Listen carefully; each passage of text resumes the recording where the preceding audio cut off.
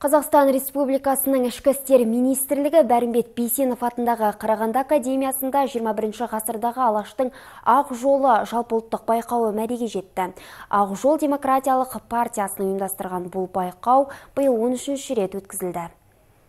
Байқау 4 аталым бойынша өтті. Қатысушылар Алаш қозғалысының саяси тәжірибесін, экономикалық ұстанымын және рухани мұрасын қазіргі Қазақстан қоғамын жаңғырту контекстінде зерделеу мен насихаттауға үлес қосты. Қазақстанның әр аймағынан 14 үміткер 3 кезеңнен өтіп, ақтық кезеңге жолдама алды. Олар Алаш қозғалысына арналған зерттеулерін қорғады. Іс-шара соңында жеңімпаздар мен жүлдегерлер анықталып, марапатқа ие болды. Бізде бұл сондай бір жақсы дәстүріміз бар. Бір осы ақтық кезеңімізді үнемі түрлі қалаларда, түрлі мекемелерде өткізіп отырмыз. Бұл деген жай осы байқауымыздың қорытындысын шығару ғана емес, бұл сонымен қатар бұл Алаш идеясын насихаттау.